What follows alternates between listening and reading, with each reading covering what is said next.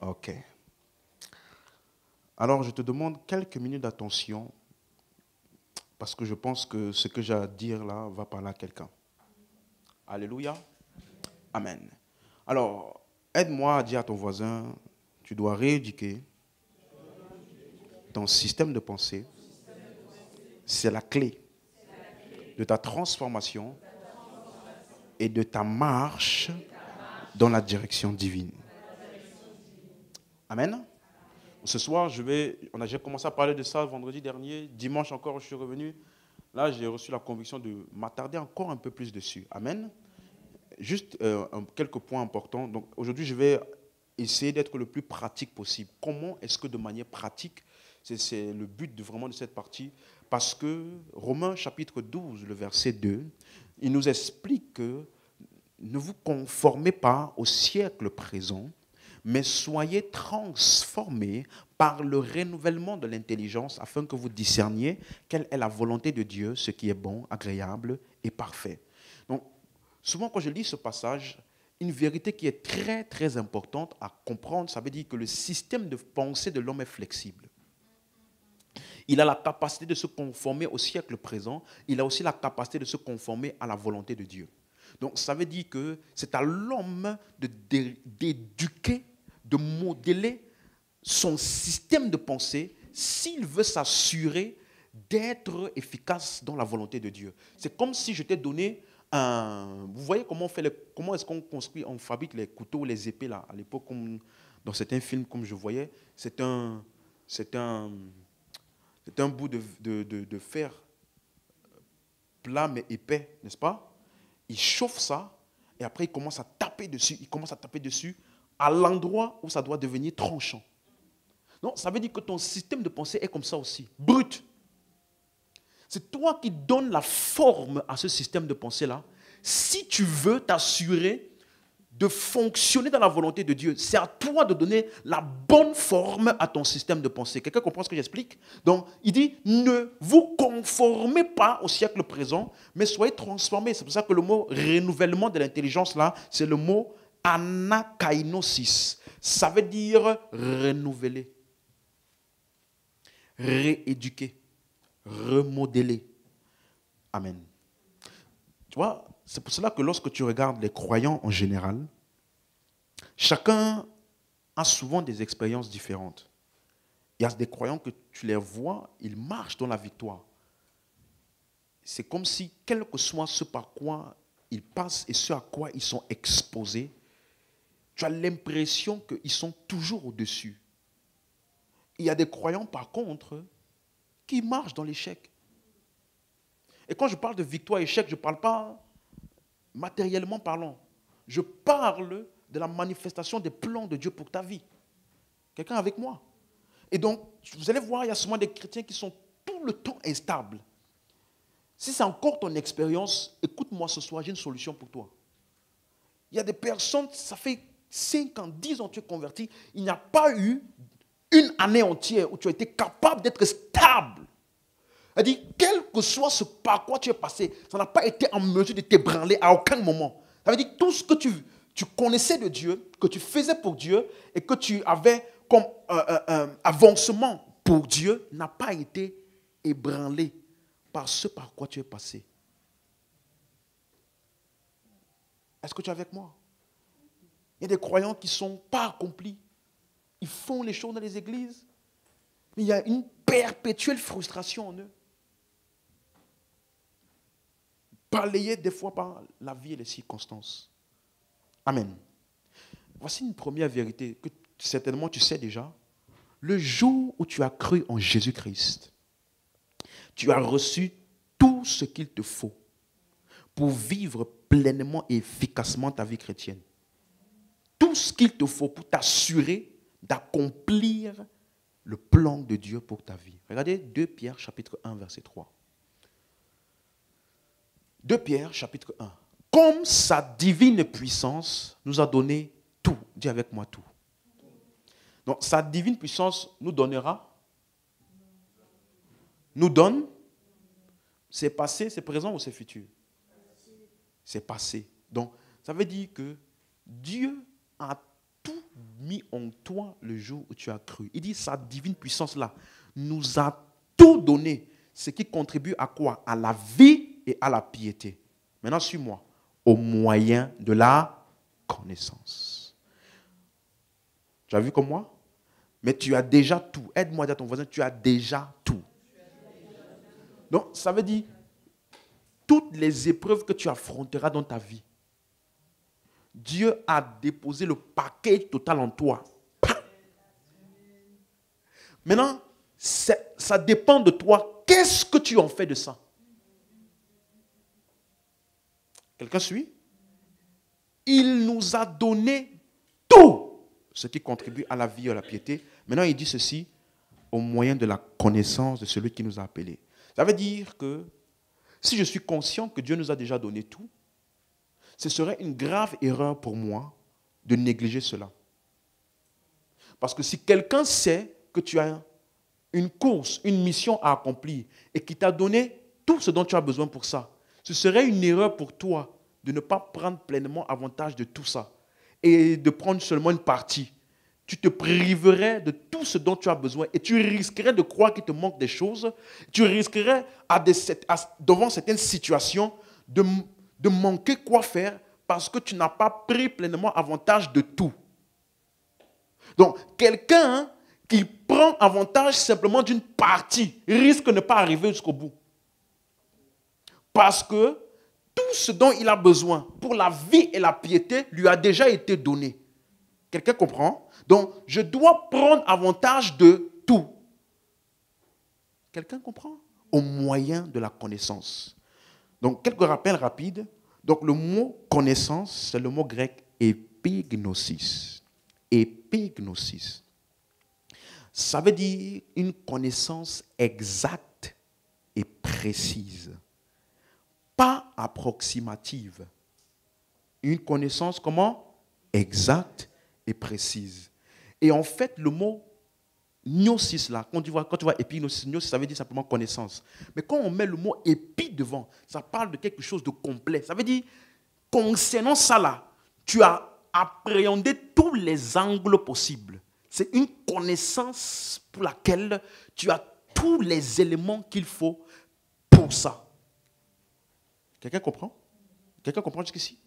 Donc, en fait, voici ce que j'ai noté pour toi. Ça veut dire que ta capacité à fonctionner dans tout ce que Dieu t'a donné et a déjà mis à ta disposition est donc dépendante de la connaissance précise et exacte que tu as de toutes ces choses-là. Quelqu'un suit? Ta capacité à fonctionner et à être efficace dans toutes ces choses-là dépend à quel point tu les connais. Et tu vois, souvent quand on lit ce genre de choses, c'est important de savoir ce que ça veut dire. Parce que ça veut donc dire que premièrement, il n'existe aucun croyant déficient ou défaillant sur la terre. Aucun. Ça n'existe pas un croyant qui est déficient ou défaillant. Chaque croyant est complet en Christ. Amen.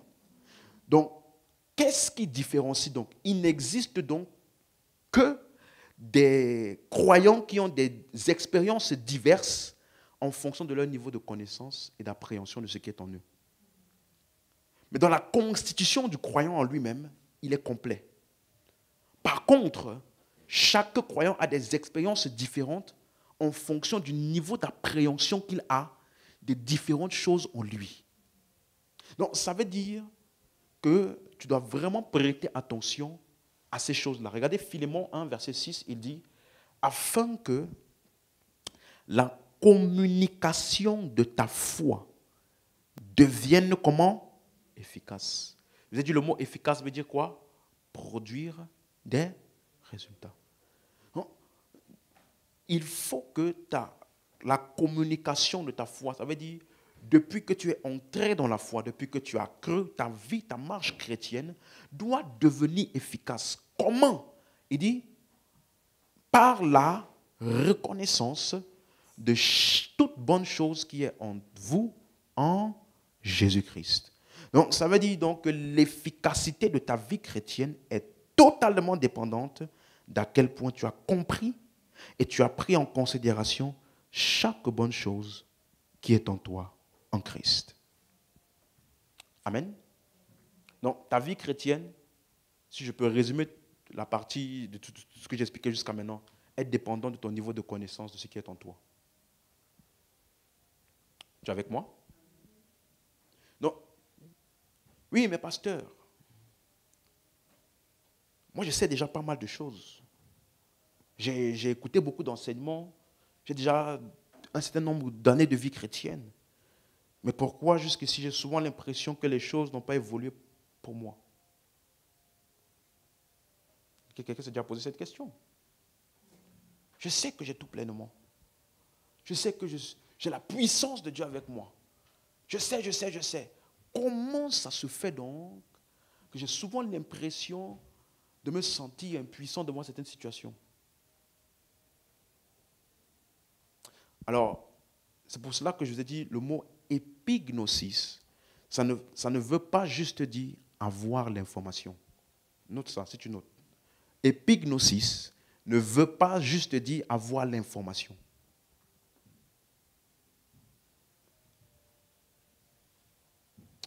Amen.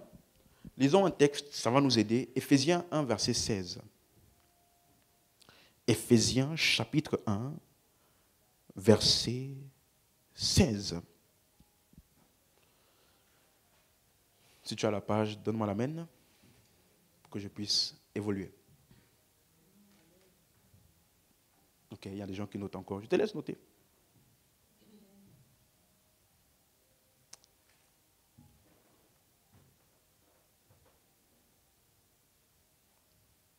C'est bon? On peut évoluer? Oui, tout le monde? Ok, maintenant suivez-moi. Il dit ceci.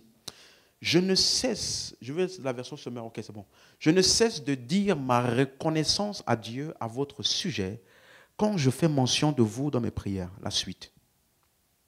Je demande que le Dieu de notre Seigneur Jésus-Christ, le Père qui possède la gloire, vous donne par son esprit sagesse et révélation pour que vous le connaissiez. Le mot connaître ici ou connaissiez, c'est le mot épignosis. Ok? Donc Paul ici prie encore pour que les croyants qu'ils puissent grandir ou avoir l'épignosis, plus de connaissances plus précises, plus exactes, plus correctes. Amen.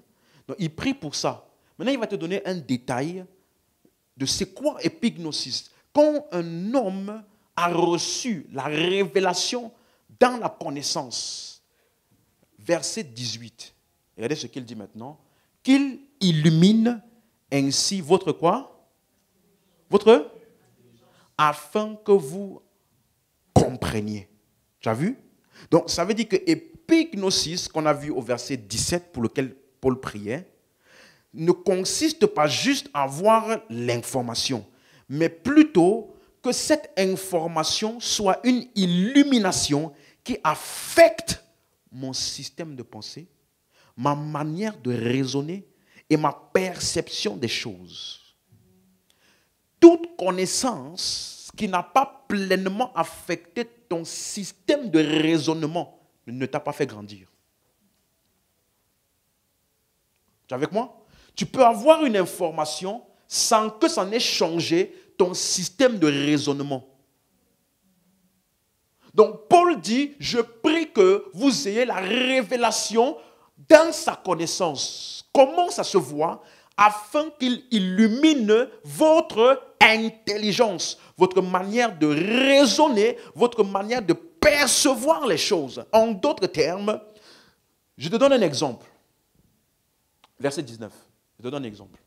Donc Paul prie pour que nous ayons la révélation dans la connaissance, n'est-ce pas? Et que ça change notre manière de raisonner, notre manière de réfléchir, notre manière de percevoir les choses. Regardez ce qu'il dit. Une des choses pour lesquelles il veut que tu puisses comprendre, que tu puisses pleinement saisir, c'est quoi? Quelle est l'extraordinaire grandeur de la puissance qu'il met en œuvre en notre faveur à nous qui plaçons notre confiance où? En lui. Donc, est-ce que tu sais à quel point tu es rempli de la puissance de Dieu? Tu vois, tu peux savoir, tu peux avoir l'information, mais je te pose une question. La dernière fois que tu as paniqué devant une situation?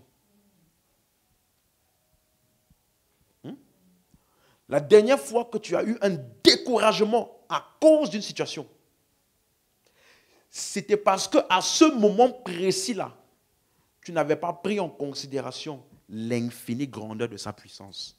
Pourquoi? Regardez ce qu'il dit. Cette puissance, en effet, il a déployée dans toute sa force, la suite, en la faisant agir dans le Christ lorsqu'il a ressuscité d'entre les morts. Il a fait siéger à sa droite dans le monde céleste. En d'autres termes, la puissance qui est à l'œuvre en toi et en moi est la même puissance qui a ressuscité Jésus d'entre les morts. Ça veut dire que je suis habité d'une puissance qui peut ressusciter les morts. Si ça peut ressusciter les morts, qu'est-ce qu'est un simple problème naturel? Devant ça, je te donne encore un exemple encore plus probant. Tu vas voir dans les 4 évangiles, une femme qui a eu 12 ans, un problème qui a duré 12 ans, pas 12 jours, pas 12 semaines, pas 12 heures, 12 années. Elle a essayé toutes les solutions naturelles possibles. Il y a juste eu besoin d'un petit toucher de la puissance là. Pas un grand toucher, hein. Petit toucher de la puissance a touché ce problème-là. Réglé.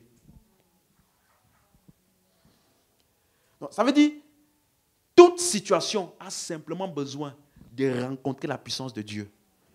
Et j'ai une bonne nouvelle, c'est en toi.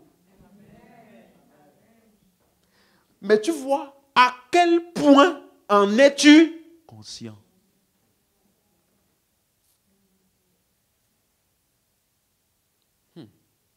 À quel point? La même puissance qui a ressuscité Lazare, la même puissance qui a fait lever un homme qui était paralytique depuis 38 ans. Tu vois, souvent là, c'est pour ça que Paul prie. Est-ce que tu es vraiment conscient de l'infinie grandeur de sa puissance qui est en toi? Est-ce que je parle à quelqu'un ce soir? Donc, tu vois que à chaque fois que tu as eu un symptôme de maladie, quel a été ton premier réflexe?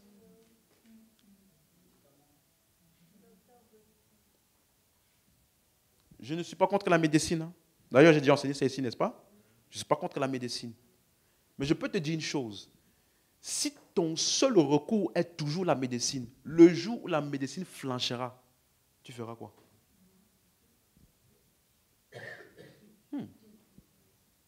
À quel point es-tu conscient? Donc, tu vois, il prie pas juste pour que tu aies l'information, mais il prie pour que cette information devienne une vérité qui a changé ta manière de raisonner, de percevoir les circonstances. C'est pour cela que, reviens au verset 18, il appelle ça qu'il illumine votre intelligence. Donc, ça veut dire épignosis, ou la connaissance dont on parle ici, n'est pas simplement le fait d'avoir une information. Est-ce que vous avez bien compris? Je peux avoir une information sans que ça n'ait changé mon système de raisonnement. Est-ce que j'ai parlé à quelqu'un? C'est clair? Donc, c'est pour cela que, laissez-moi vous donner 2 passages. Tu vas voir, on utilise le mot épignosis, c'est toujours associé à ton intellect. Par exemple, Philippiens 1, verset 9. Ce que je demande dans mes prières, c'est que votre amour augmente de plus en plus. Comment? En connaissance. C'est le mot épignosis. C'est-à-dire, le mot est là, en grec, tu peux changer par c'est-à-dire. C'est-à-dire quoi? En pleine intelligence. Donc, quand tu vois une personne, suis-moi maintenant, il marche de plus en plus dans l'amour. Les choses qui le faisaient perdre patience hier ne le fait plus perdre patience aujourd'hui. Ce n'est pas simplement un effort de la volonté. Ça veut dire que dans son système de raisonnement, la connaissance de Christ a changé la manière dont il appréhende maintenant les différentes choses qui se passent dans les relations avec les hommes. Vous suivez? Donc, que votre amour abonde de plus en plus comment? En connaissance, c'est-à-dire en pleine quoi? Intelligence. Un autre texte, Colossiens 1, verset 9. Colossiens 1, verset 9. C'est pour cela, nous aussi, depuis le jour où nous avons été informés, nous ne cessons de prier Dieu pour vous. Maintenant, suivez-moi. Et de demander que vous soyez quoi? Remplis de quoi? De la épignosis. De la connaissance de sa volonté. En quoi? En toute et intelligence spirituelle. Donc, écoute-moi. Ça veut dire que là où tu dois être rempli de la connaissance de sa volonté dont on parle ici, c'est où? Dans ton intelligence. Parce que tu peux être intelligent naturellement, mais excusez-moi, stupide spirituellement. Ça veut dire que tu n'as pas un raisonnement qui comprend les choses qui ont trait à l'esprit. Quelqu'un comprend? Vous suivez? Donc, il prie. Donc, ça veut dire, le but de épignosis, c'est que l'information là devienne une vérité qui a affecté ton système de raisonnement ou de pensée. Donc, tu comprends mieux pourquoi il peut y avoir quelqu'un dans l'église pendant 10 ans. Il peut te dire, telle année on m'a enseigné ça, telle année on m'a enseigné ça, telle année on m'a enseigné ça, telle année on m'a enseigné ça. Mais il n'a pas grandi. Pourquoi? Parce qu'il a eu l'information, mais il n'a pas permis à l'information d'affecter quoi? Son système de raisonnement. Vous suivez? Non, en fait, je me suis rendu compte que c'est vraiment ça, la clé de la croissance spirituelle. C'est pour ça qu'il dit, quand tu es rempli de la connaissance de sa volonté, là, en toute sagesse et intelligence spirituelle, verset 10 maintenant, regardez ce qui se passe, pour marcher d'une manière digne du Seigneur et lui être entièrement agréable, portant des fruits en toutes sortes de bonnes œuvres et croissant par la connaissance de Dieu. Donc, voici le résultat qui émane d'une personne qui a été remplie de la connaissance de sa volonté, qui a infecté ou qui a affecté son système de pensée. Dans sa marche maintenant, il marche d'une manière digne du Seigneur. Il porte des fruits en toutes sortes de bonnes œuvres. Donc, ça là, c'est la conséquence du système de raisonnement qui a été affecté par la connaissance de Dieu. Tu commences à marcher digne du Seigneur. Ça veut dire on peut retracer la volonté du Seigneur à tes actions quotidiennes. Tu portes du fruit en toutes sortes de bonnes œuvres et tu grandis dans la connaissance. Tu es avec moi? Est-ce que vous suivez jusqu'ici? Donc, ça veut dire c'est ça le secret. Ça se voit dans ta marche et ça se voit dans les bonnes œuvres que tu produis. Donc, je peux dire, toute vérité des Écritures que tu connais ou que tu as entendu dans un enseignement, concernant ton identité en Christ, de ce que tu peux faire et de ce que tu as, toute vérité à laquelle tu n'as pas permis d'affecter ton système de pensée ne t'a pas fait grandir, même si tu as participé à l'enseignement. Quelqu'un comprend ce que j'explique? Et lorsque tu n'as pas été affecté dans ton système de pensée par des vérités bibliques, ça se voit dans les œuvres que tu produis. Ça se voit.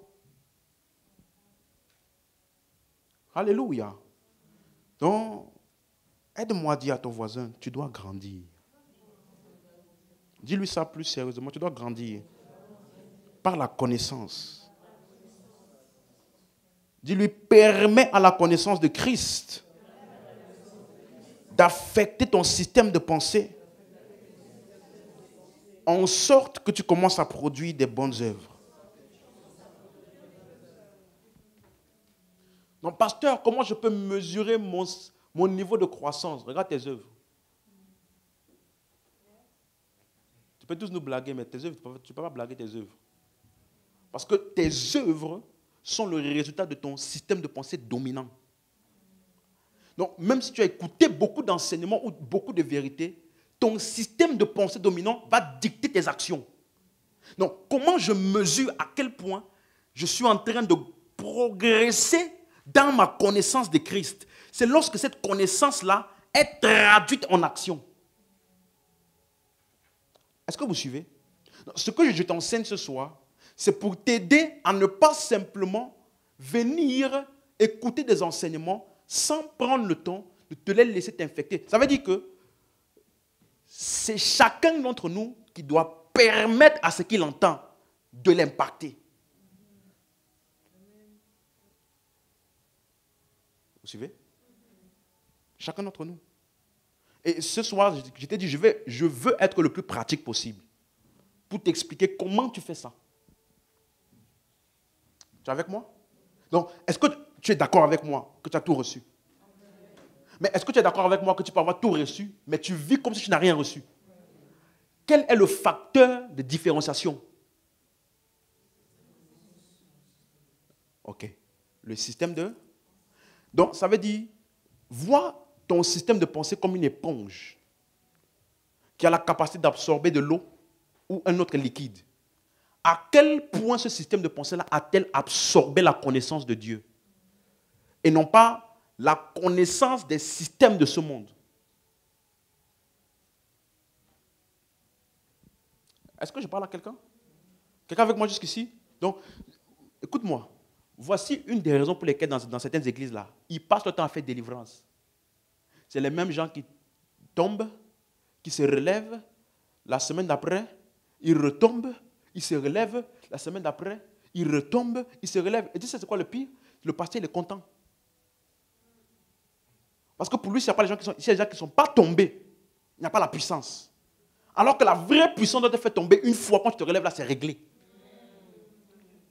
Maintenant, tu es content que les mêmes gens viennent, fire, ils tombent, ils tournent en rond par terre, ils se relèvent. Semaine d'après, il revient, il retombe. Mais alors, la semaine passée, là, il a reçu quoi? Beaucoup de chrétiens qui courent de délivrance en délivrance, ils n'ont pas un problème de démon. Non. Ils ont un problème de raisonnement qui doit être rééduqué. Est-ce que je parle à quelqu'un? Donc, si toi et moi aujourd'hui, on n'est pas sérieux avec notre système de pensée, on est en train de blaguer avec notre avenir en Dieu. C'est pour ça qu'il peut même avoir des pasteurs. Il enseigne la parole, il vit autrement. Ah, tu n'as pas compris. Il t'enseigne, pendant qu'il t'enseigne là, tu as l'impression que la parole de Dieu est faite chair à travers lui. Quand il quitte la chair là, et qu'il part faire sa vie, il vit autrement de ce qu'il prêche. Pourquoi? Parce que tu peux bien enseigner à quelqu'un, mais c'est ce que tu as assimilé que tu vis. Est-ce que je parle à quelqu'un? Hein? Vous suivez? Donc, ce n'est pas parce que tu es un leader spirituel, que tu as beaucoup d'années en Dieu, que tu es exempt de ce travail-là. Ton système de pensée est le plus grand outil de Dieu à travers toi. Tu me suis? Donc, pourquoi nous faisons tout ce que nous faisons? Écouter des enseignements, prier. Pourquoi? Donc, maintenant, je vais te donner aujourd'hui, j'ai déjà donné ça dimanche, je vais revenir un peu sur quelques-unes, 4 attitudes ou habitudes ou actions pratiques pour constamment entraîner mon système de pensée à être aligné. Parce que ça va déterminer à quel point je recevrai quand Dieu me parlera. Amen. Et aussi à quel point je grandis spirituellement. Pasteur, je reconnais que là, je ne suis pas en train de grandir comme je devrais grandir. Quand je regarde entre la quantité d'informations que j'ai déjà reçues et le résultat que ça produit, il y a un gap. Qu'est-ce que je dois faire? Amen. Je peux te donner quelques points importants. Donc là, ce que je te partage là, je t'ai dit, ce n'est pas la théorie. C'est exactement ce que je fais régulièrement. Tu es avec moi? Si tu ne fais pas ça, tu vas être étonné de parler à quelqu'un. Et puis, la chose coule. Tu lui expliques des versets, tu parles. Quand tu finis par là, la personne là, elle est bénie. Et puis toi, tu vis le contraire de ce que tu as dit à la personne.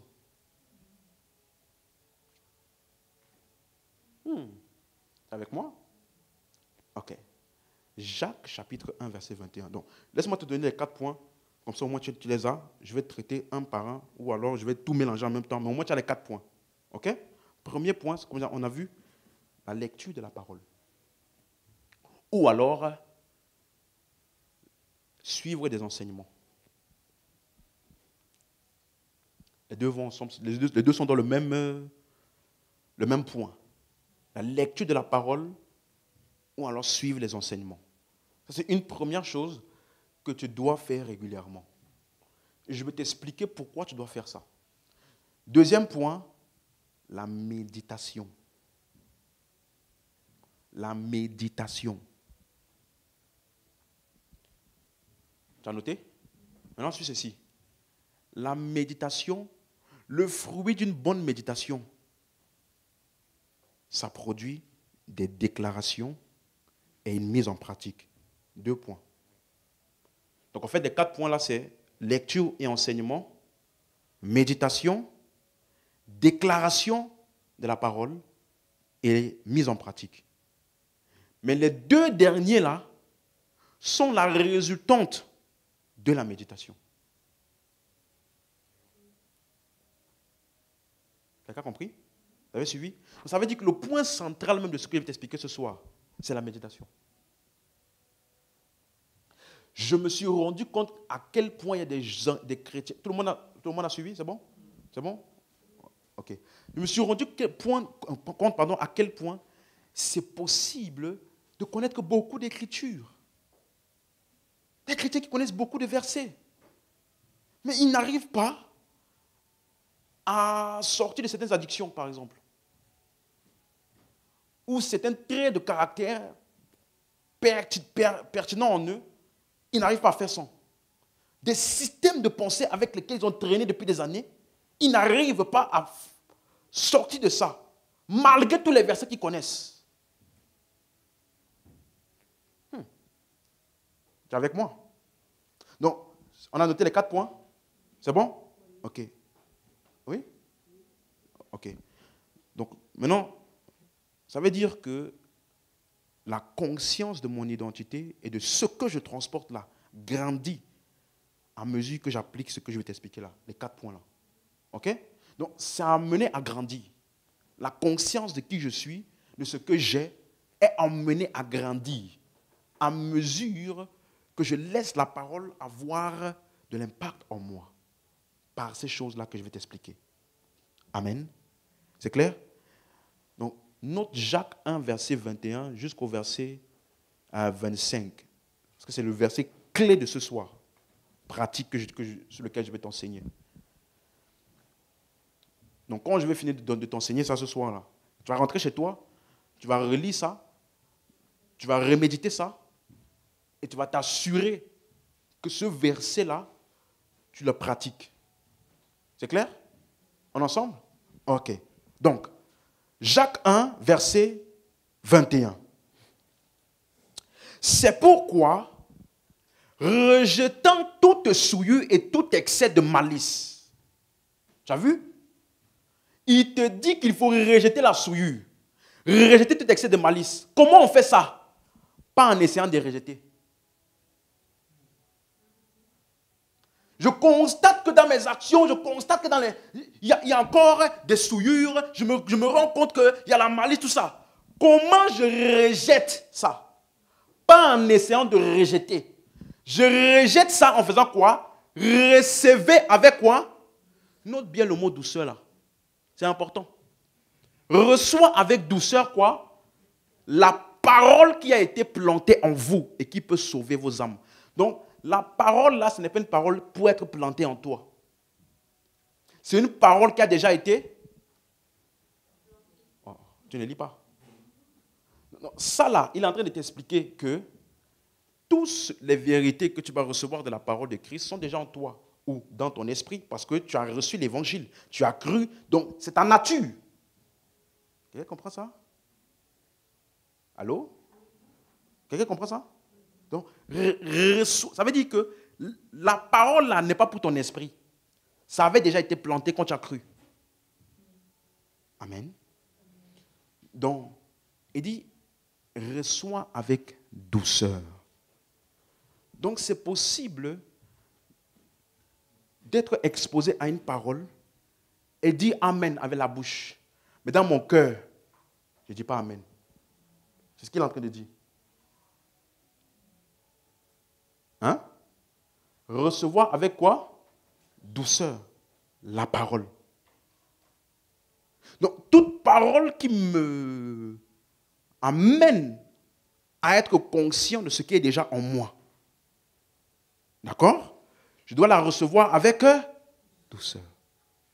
Donc, ça veut dire que c'est important donc de m'exposer à la parole et de lui donner la première place. Je reprends cette phrase-là.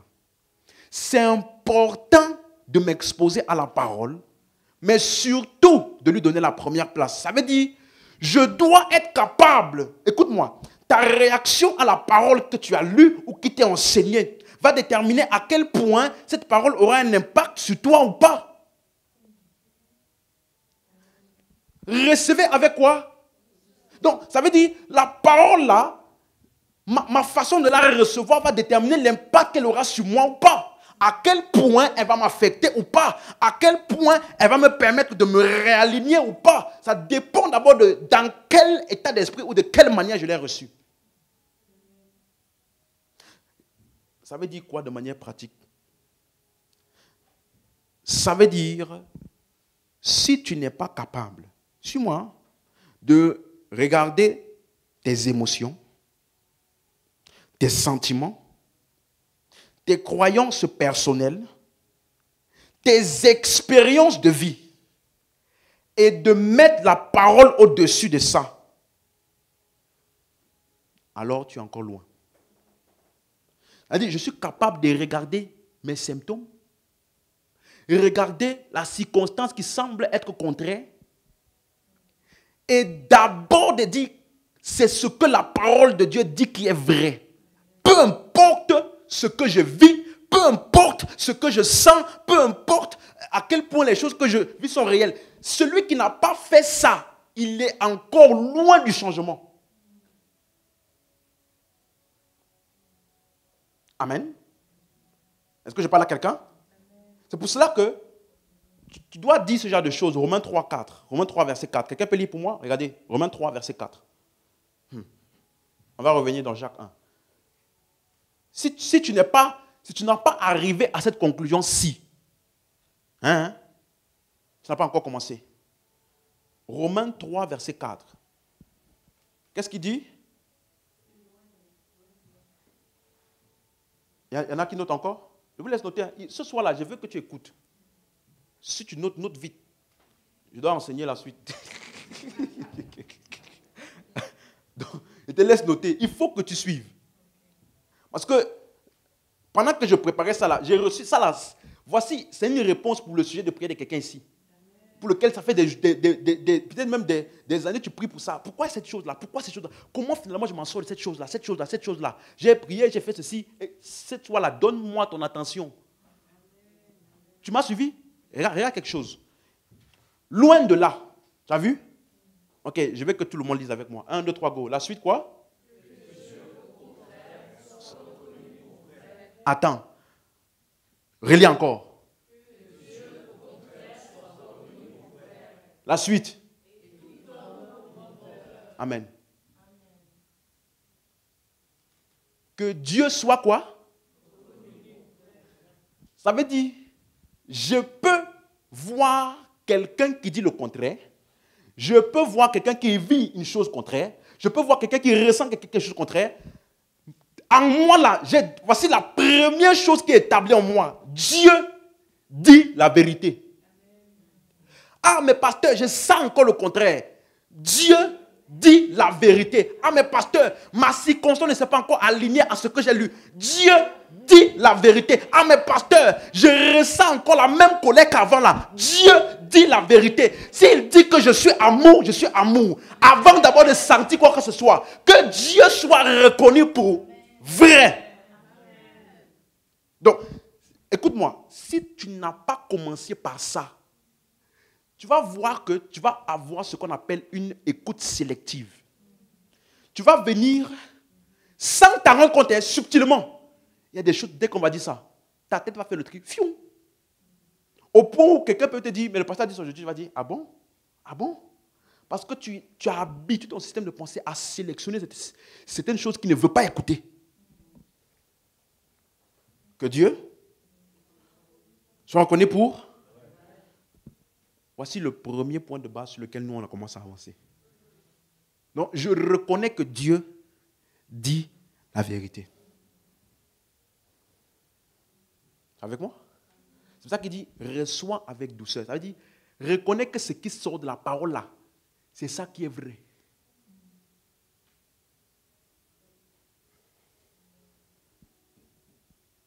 Oh, mais j'ai encore cette même frustration de, à l'époque, de l'année, je ne sais pas quoi. Et quelqu'un te dit, tu as une nouvelle création. Les choses anciennes là sont passées. Pasteur, je ne sens pas que c'est passé.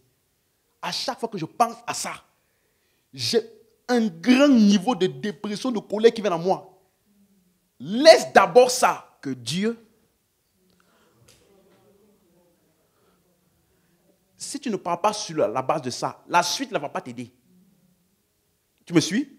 Parce que la suite, c'est une fois que tu as reconnu que ça c'est vrai. Donc, ma situation là est un mensonge. Comment donc est-ce que je m'assure de rétablir la vérité? Ah, là maintenant c'est bon. Donc, aïe, ça veut dire que certains d'entre vous là, tu as des émotions mensongères que tu as acceptées comme étant la vérité. Et à chaque fois que la parole de Dieu vient jusqu'à toi, tu dis la parole de Dieu là ne me comprend pas. Il ne sait pas ce par quoi je suis passé. Que Dieu soit reconnu pour vrai. Est-ce que c'est bon? Quelqu'un comprend? Ça veut dire ceci. Tout domaine ou aspect de ma vie ou de mon intellect que je n'accepte pas d'exposer à la parole est un domaine où j'ai mis Dieu et sa puissance à l'écart.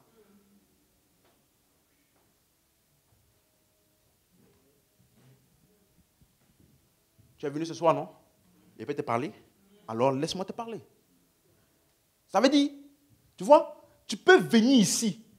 Et puis il y a certains domaines là, en toi que personne ne sait, que tu as décidé que ça là, j'ai mis ça entre moi et moi. Je ne permettrai à personne de vouloir mettre son nez là-dedans, ni Dieu. Or, la Bible dit que la parole de Dieu est vivante et efficace. Elle pénètre jusqu'à séparer âme et esprit.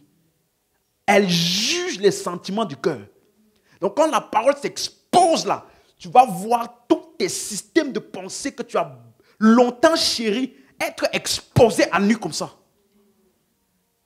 Si tu n'as pas décidé que c'est Dieu qui est vrai, cette exposition-là, tu vas cacher ça. Des fois même tu peux mettre énervé contre le pasteur. Mais suis-moi. Le premier point, c'est quoi? Que Dieu soit reconnu pour vrai. Donc, quand Dieu dit, je suis né de Dieu, ça veut dire que sa nature est en moi. Or, Dieu aime sans condition. Donc, moi aussi, j'aime sans condition. Ça, c'est la vérité. Ce n'est pas ce que je sens, ni ce que je fais. Mais je reconnais d'abord que c'est la vérité. Mais tous les aspects que je n'ai pas permis à la parole de scruter ça, ce sont les aspects pour lesquels j'ai mis Dieu à l'écart. Donc, que je ne m'étonne pas si ça n'évolue pas. Reviens dans Jacques 1, 21. Tu es avec moi? Quelqu'un avec moi? Donc, quand on parle de lire la parole, s'exposer à la parole, c'est pourquoi? Parce que j'ai reconnu que c'est ça qui est la vérité. Donc, si le moins de temps je passe à m'informer sur la parole, le moins de temps j'ai d'informations sur ce qui est la vérité. Et donc, je peux vivre une vie de mensonge sans être au courant que c'est le mensonge. Pourquoi? Parce que je n'ai pas été exposé à la vérité. Tu es avec moi? C'est clair pour quelqu'un? Donc, premier point. Ce soir, tu dois décider ça. Mes émotions, telle situation, à chaque fois que ça vient, je réagis déjà comme ça.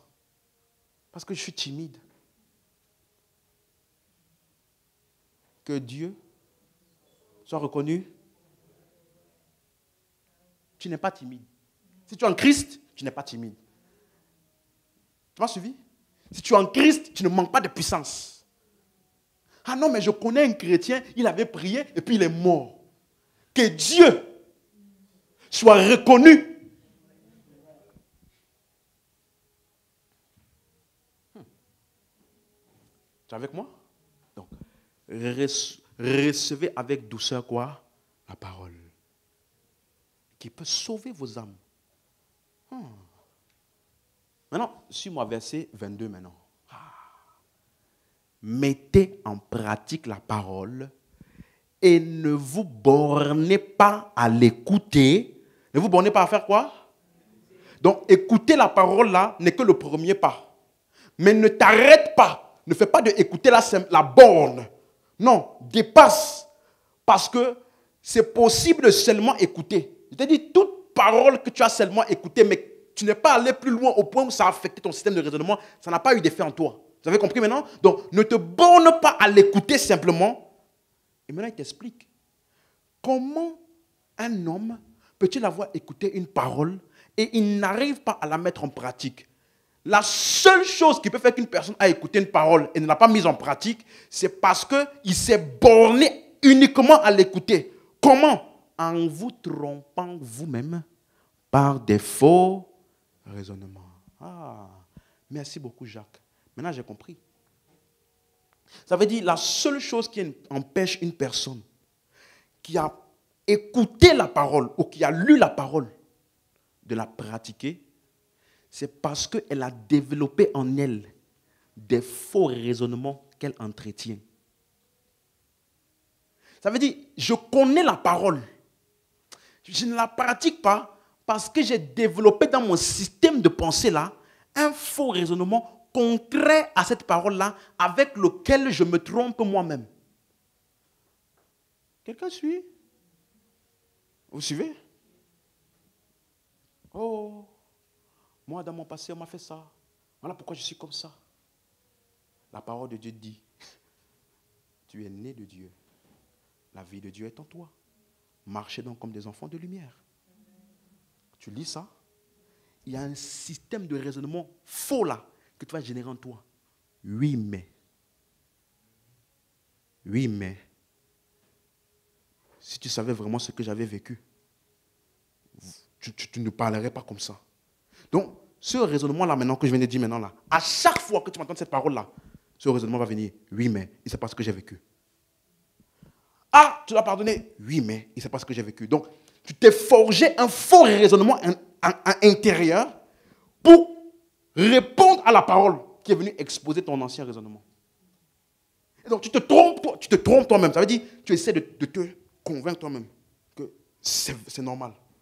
Je suis comme ça à cause de ça. Ce système on appelle ça un faux raisonnement avec lequel tu te trompes toi-même.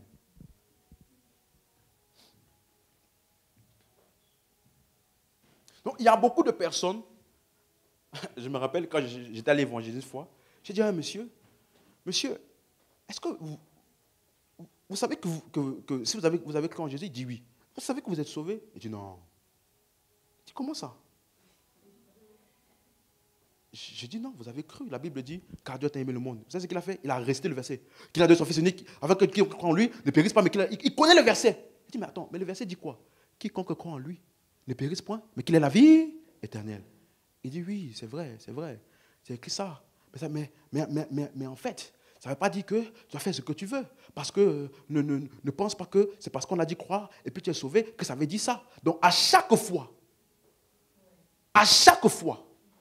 que la parole va venir devant lui, lui montrant que sa foi en Christ lui a donné un salut éternel, il a un système de pensée intérieur qu'il a développé pour contrecarrer cette parole-là. Et à chaque fois, le garder dans la peur du futur. C'est pour ça que je sais, déjà des personnes là, vous allez leur parler. C'est comme si les versets que vous leur dites là, ça n'a aucun répondant en eux. Tu lui montres, c'est écrit noir sur blanc, ça n'a aucun répondant. Par contre, un seul verset qui semble ambigu. Elle dit, ça a juste besoin d'explication, mais ça semble un peu ambigu. Tous sont péchés, sont privés de la gloire de Dieu. Vous voyez? Tu vois ce que tu as toujours dit? Vous savez? Donc, c'est son système de raisonnement là qui sélectionne. Ne vous trompez pas vous-même par des quoi? Faux. Donc, laisse-moi maintenant résumer ce que j'ai dit jusqu'ici. Quelqu'un comprend ce que j'explique là? J'essaie d'être vraiment pratique. Ça veut dire ceci. Toute parole que tu as déjà entendue, que tu ne pratiques pas, c'est parce que tu as développé un système de faux raisonnement en toi contre ça.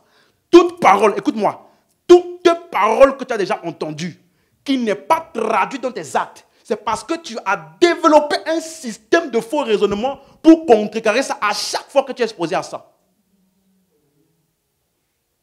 Et tout ce que je t'explique là, personne ne voit ça. Personne. Tu viens à l'église, tu t'assois. Mais à chaque fois, dès qu'on touche tel domaine, ton cœur commence à trembler. Il y a comme un rejet de ça. Personne ne voit. Des faux raisonnements. C'est avec ça que les hommes se trompent eux-mêmes. Pour ne pas marcher selon ce qu'ils savent. D'ailleurs, moi, je refuse de me tromper moi-même.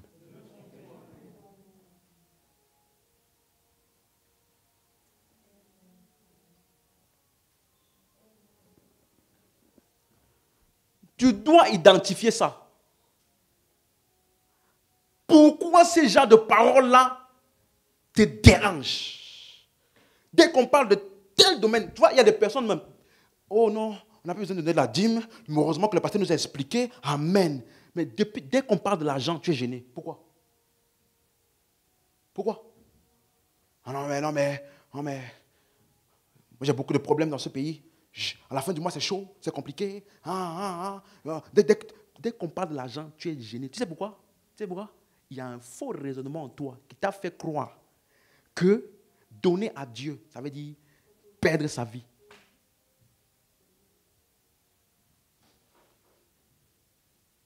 Donc, on va lire des versets tels que il a donné sa vie pour nous. Nous aussi, nous devons donner nos vies.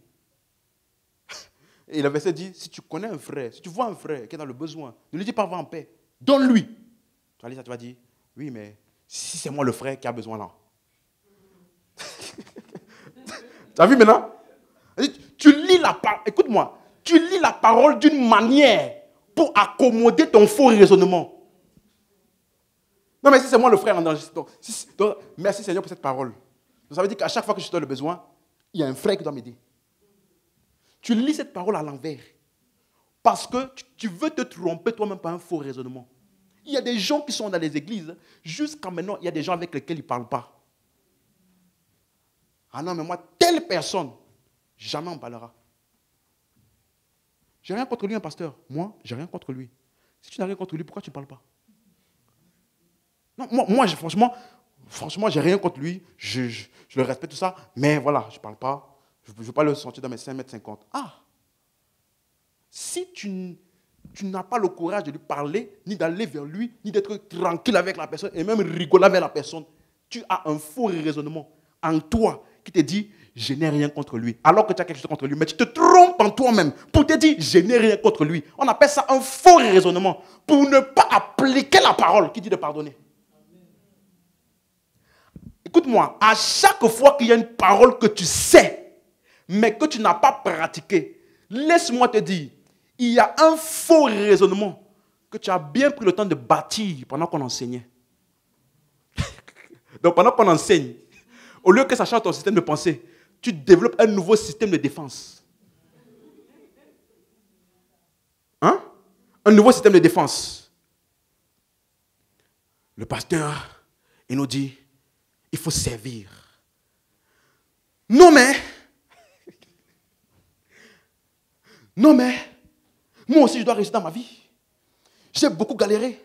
Je ne veux pas que mon futur soit terrible. Donc, servir Dieu là. Laisse-moi d'abord mettre ma vie en premier. Et je vais servir après. Ok. On appelle ça quoi? Faux raisonnement. Parce que tu assumes, ou alors comment on appelle ça? Tu supposes que servir Dieu veut dire échouer ta vie. Qui t'a donné ce système de pensée-là? C'est écrit dans la Bible? Non. Qui t'a dit ça? On ne sait pas. Mais en tout cas, ça t'arrange bien parce que au moins, ça justifie pourquoi tu ne fais pas ce que tu es censé faire, que tu sais que tu dois faire. Ne vous bornez pas. Ne vous bornez pas à écouter. En vous trompant vous-même par des faux raisonnements.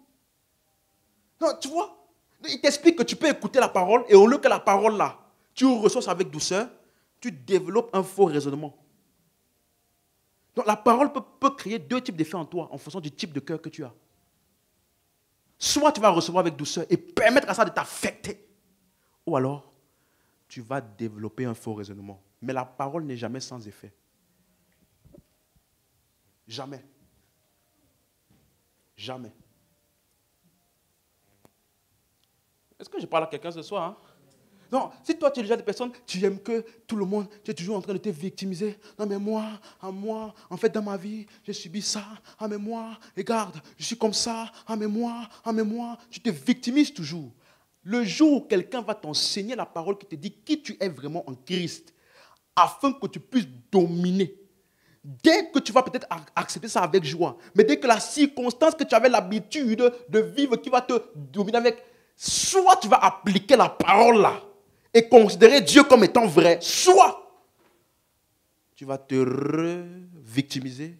Mais cette fois-ci, cette revictimisation là est le sujet d'un faux raisonnement vis-à-vis de ce que tu sais que tu es censé faire. Dis encore avec moi, je refuse de développer des faux raisonnements vis-à-vis de la parole.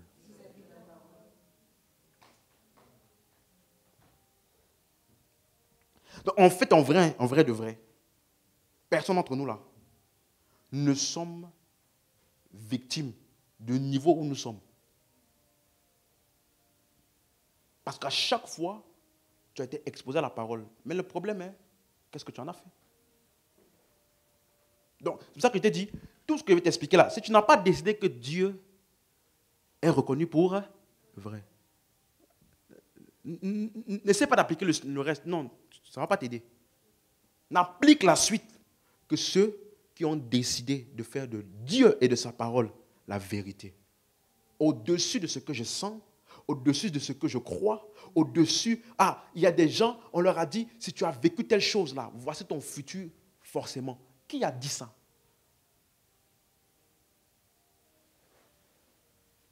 Amen. C'est clair? Donc,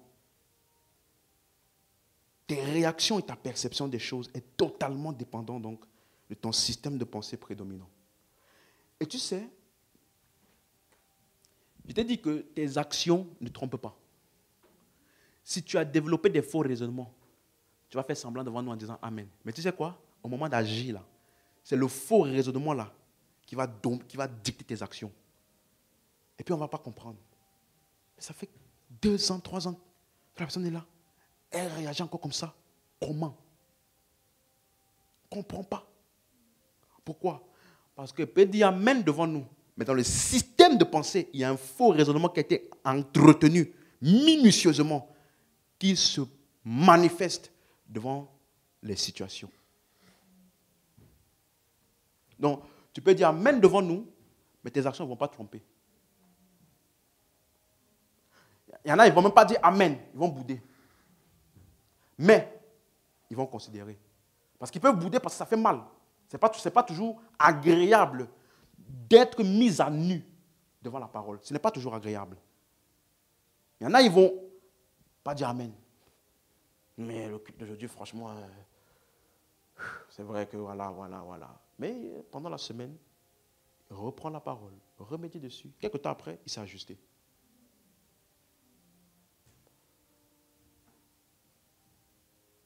Quelqu'un pense que j'explique ça? Je t'explique ça pour ne pas que tu sois là 1 an, 2 ans, 3 ans, 4 ans, 5 ans, 6 ans, 7 ans. Tu vois, il y a des gens, ils sont là. Il y en a, tu les vois, ils progressent. Les deux sont exposés à la même parole. Mais les deux n'ont pas la même manière de recevoir ce à quoi ils sont exposés. Est-ce que tu as compris? Donc, il t'explique, ne vous bornez pas en vous trompant, pas des faux raisonnements. La suite. Car, si quelqu'un écoute la parole, maintenant suis-moi bien, et ne la met pas en pratique, il t'explique, il est semblable à un homme qui regarde dans un miroir son visage comment? Le visage naturel, là, quand on lit ça comme ça, tu ne vas pas bien comprendre. Tu peux mettre la version semeur de ça? Quelqu'un qui a écouté la parole et qui n'a pas, ça ne s'est pas vu dans ses actions, c'est parce qu'il est semblable. Tu vois, si quelqu'un se contente d'écouter la parole sans y conformer ses actes, regardez, il ressemble à un homme. Il te donne une analogie de ce qui se passe quand un homme écoute la parole et ne met pas en pratique. Regardez ce qu'il dit. Il ressemble à un homme qui, s'observant dans le miroir, donc il observe qui? Hein? Et dans le miroir, là, il découvre quoi? Son vrai? Bon, maintenant, excusez-moi les exemples que je vais donner maintenant. Quelqu'un m'a déjà vu venir. Tu sais que tu peux avoir ton vrai visage. Et puis... Pardon d'avance. Mais tu peux avoir un faux visage. Hein? Dans ton visage, là, il y a des points noirs, il y a des boutons. Hein? C'est peut-être un peu foncé. Mais tu vas voir une bonne, comme notre soeur là, ici. Tu vas chez elle là, tu dis, je n'aime pas trop le bouton là, je ne veux pas que ça se voit. Et le teint foncé là, je veux que tu éclaircisses un peu ça. Tu n'as pas un fond de teint là. Donc, tout ce qu'elle va mettre sur ton visage là, si jamais tu regardes dans le miroir, ce n'est pas ton vrai. Ah. Oui ou non? Oui ou non? C'est son visage. Mais ce n'est pas son vrai. Non. Mon exemple là, c'est pour expliquer ça. Son vrai. C'est pour dire que tu peux avoir un vrai, mais tu peux avoir quelque chose de altéré. Quelqu'un suit? Donc, il t'explique que à chaque fois que tu es exposé à la parole, tu es en train de t'observer, écoute bien, et de découvrir ton vrai visage. Celui que tu es en réalité. Donc, quand je m'expose à la parole, je suis en train de voir le vrai moi. Donc, la vie, les circonstances peuvent m'avoir décrit un moi qui n'est pas mon vrai moi. La seule manière pour moi de voir mon vrai moi, c'est à travers la parole. Quelqu'un comprend? Vous suivez? Donc, mais comment ça se fait donc que la parole qui est censée être ce qui me montre mon vrai moi, il dit, comment ça ne se voit pas dans mes actions? Pourquoi? Parce que en s'observant dans un miroir, découvre son vrai visage, la suite. Et après s'être ainsi observé, il s'en va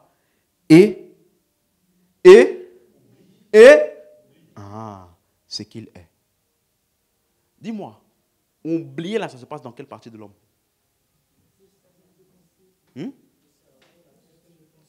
Ok. Mais le mot oublier ici, ça ne veut pas simplement dire quitter de la mémoire. Non. C'est un mot qui veut dire ne pas prendre en considération. Quelqu'un suit? Vous avez suivi? Non?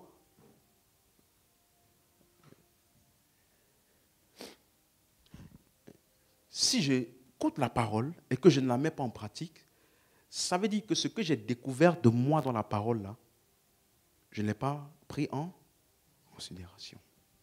C'est juste ça. Amen. Vous avez compris? Donc, verset 24. Et qui, après s'être regardé, s'en va. Oui, c'est ça. Après cette version, lui second.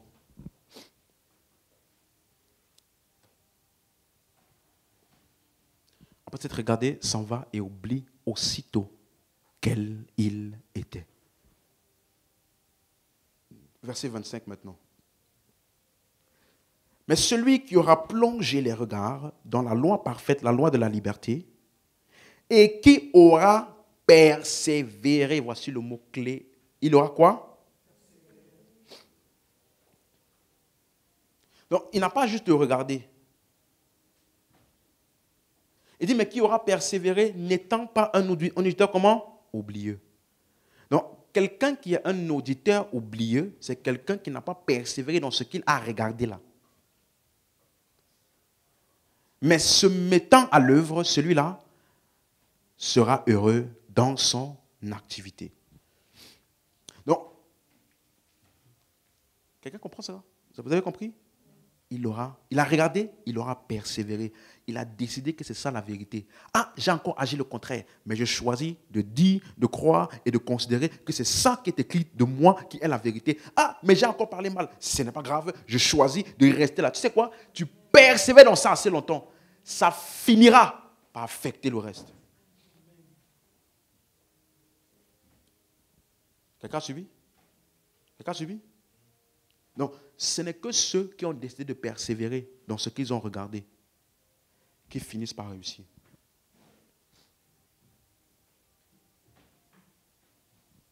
Alléluia. Donc, c'est une détermination personnelle. Donc, le premier point que nous avons vu, c'est quoi? S'exposer à la parole en décidant que c'est ça la vérité. Amen. Et refuser de développer des faux raisonnements vis-à-vis de ce que j'entends. Refuse ça. Dès que quelque chose pointe sur une chose qui te fait mal, accepte. C'est ça qui est la vérité. Amen. Et donc, voici donc comment persévérer là. C'est ça qu'on appelle méditer. J'ai regardé, maintenant, je ne veux plus que ce soit juste un truc que j'ai regardé et puis j'oublie après. Pour persévérer là, je vais maintenant prendre cette parole et l'injecter en moi. Cogiter encore et encore dessus. C'est ça qu'on appelle la méditation. Laissez-moi vous donner une bonne manière d'expliquer la méditation. Jacques 1, verset 21. Donc, verset 21 ici. Maintenant, la version semeur. Version semeur. Alléluia. Est-ce que quelqu'un comprend ce que j'explique ce soir? Amen. Ok.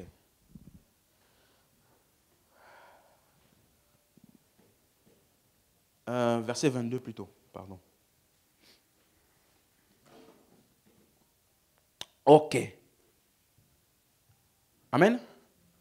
Lisons ensemble, s'il vous plaît. 1, 2, 3, go.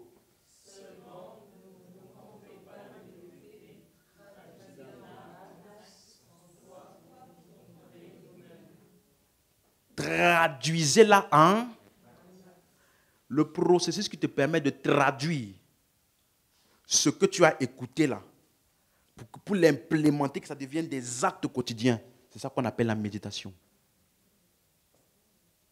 Vous avez compris? Donc, quand tu écoutes là, ne t'arrête pas à écouter. Prends maintenant ça. Traduis ça dans un langage d'action. Pour qu'à chaque fois que tu vas faire cette action-ci, tu sais que c'est à cause de ce verset-ci. Est-ce que quelqu'un comprend? Donc, ça veut dire ceci. La méditation n'est pas l'étude biblique. Maintenant, écoute-moi bien, écoute-moi bien. Là, je t'explique, parce que moi, j'étudie beaucoup, vraiment beaucoup. Tu me suis? Mais tu peux étudier beaucoup et ne pas vivre ce que tu comprends. Pourquoi? Regarde les professeurs de théologie là. Ils ne vont même pas à l'église même, d'abord. Ils ont beaucoup de connaissances. Tu me suis? Mais la méditation est ce qui te permet de prendre ce que tu as compris maintenant et de l'assimiler. Donc, suis ceci. L'étude biblique te permet de comprendre les versets. Donc, un verset n'a pas plusieurs interprétations, ni plusieurs compréhensions. Suivez? Donc, ce que je vais t'expliquer là, ce n'est pas, ce verset-là, quand j'ai lu ça, Dieu m'a dit que ça voulait dire ça. Il ne faut pas entrer dans ça. L'étude biblique, scripturaire, te permet de comprendre le sens d'un verset. Ce que ça veut dire. Amen. La méditation te permet de prendre toutes les implications possibles de ce que tu as compris. L'étude biblique me permet de comprendre le verset qui me dit, par exemple, je suis né de Dieu. Le verset qui me dit, celui qui est né de Dieu, c'est celui qui a cru en Jésus-Christ. Amen. L'étude biblique me permet de comprendre que la Bible dit maintenant, puisque je suis né de Dieu, nous avons tous donc accès au Père dans un même esprit. Donc aujourd'hui, je peux appeler Dieu mon Père. Donc je comprends qu'en tant qu'enfant de Dieu, moi aujourd'hui, je peux appeler Dieu quoi? Mon Père. Là, tu as eu l'étude biblique parce que tu as compris ton identité. Maintenant, ça veut dire quoi? Quand tu t'es levé hier et qu'on t'a annoncé telle chose, ça veut dire quoi? On t'a annoncé des circonstances contraires. En quoi le fait que Dieu est ton Père, quelle en est l'implication pour ce que tu vas faire aujourd'hui? Si tu ne médites pas, tu ne sauras pas. Ça veut dire qu'il y aura des circonstances, tu as beaucoup de versets que tu connais, mais tu ne sais même pas lequel déclarer. Alors, quelqu'un comprend ce que j'explique? Laisse-moi te donner un exemple. Hébreux 13, verset 5. Donc, l'étude biblique me donne le sens, la compréhension d'un verset. Dans le contexte, je sais ce que le verset veut dire, il n'y a pas d'autre compréhension possible de ce verset. Par contre, ce que j'ai compris là, ça implique donc quoi? Donc, il peut y avoir plusieurs implications d'un même verset. Pas plusieurs sens. Quelqu'un comprend? Vous voyez la différence entre les deux, ce que j'explique? Regardez. Il dit, ne vous livrez pas à l'amour de l'argent, contentez-vous de ce que vous avez. Maintenant, suis-moi bien. Donc, Paul est en train de te dire, je suis arrivé à vaincre et à marcher au-dessus de l'amour de l'argent et de la pâte du gain. Je vis dans le contentement. Qu'est-ce qui m'a fait arriver à ça? Donc, à chaque fois qu'il y a des circonstances, des situations qui peuvent pousser les gens à vouloir à tout prix même se compromettre juste pour la part du gain. Moi, je ne le fais pas. Pourquoi? Car, car. Donc, ce qu'il vient de dire là, c'est la conséquence du verset qu'il va te mentionner ici. Vous avez compris?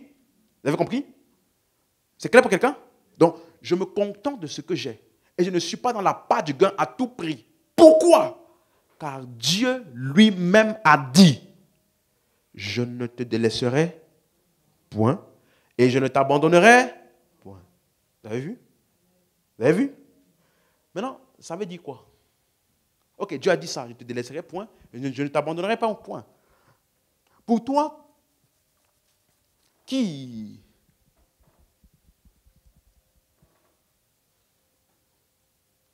est dans une situation où tu te sens seul.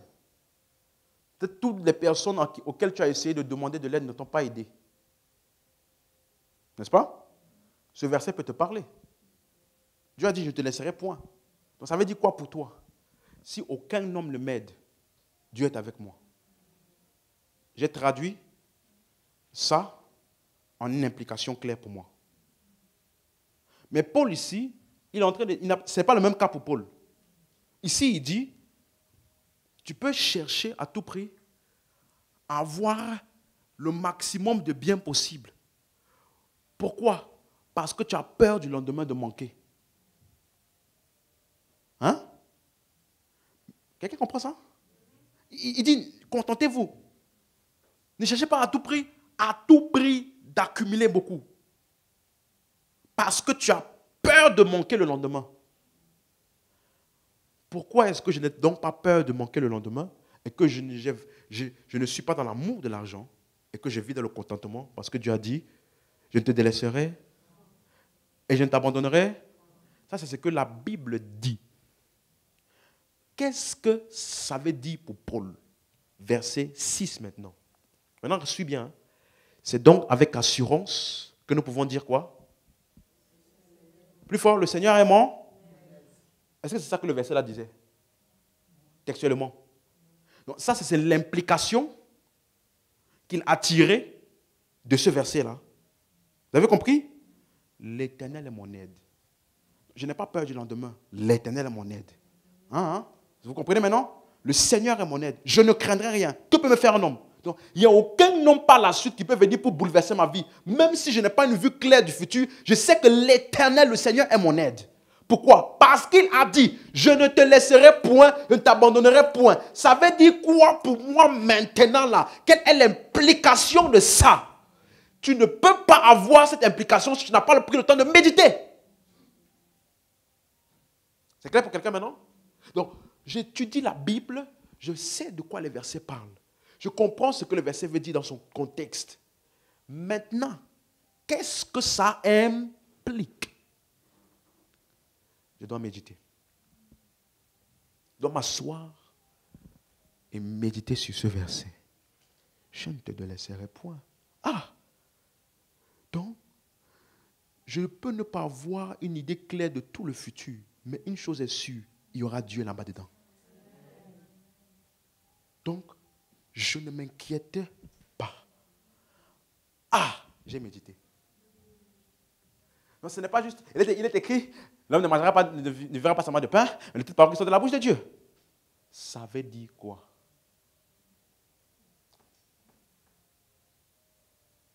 Donc, les déclarations que je fais sont le résultat de mes méditations.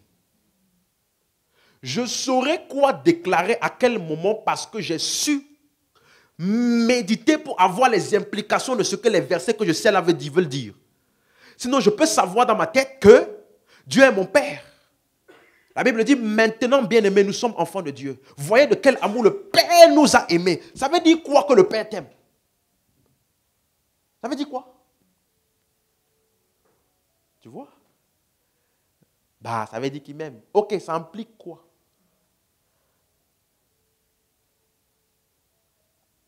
Tu vois, si tu es une personne qui cherche toujours l'amour des hommes, il faut que moi, j'ai besoin de me sentir accepté quelque part. Médite sur l'amour du Père et l'acceptation de Dieu.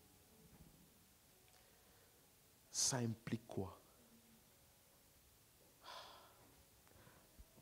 Quelqu'un comprend maintenant ce que j'explique là? Donc, il y a beaucoup de personnes ici, tu entends, mais tu n'as pas fait une habitude quotidienne de méditer. Du coup, tu as un ramassis d'informations sans implication. Laisse-moi te dire une chose. Et comme tu n'as pas d'implication, quand la situation vient, tout est vide dans ta tête. Tu ne sais pas quoi prendre. Il n'y a aucun verset qui est clair que tu peux tirer ça comme ça pour dire, il est écrit. Transforme ça en pain, le pain en vin. Pardon, transforme les pierres en pain. Il est écrit.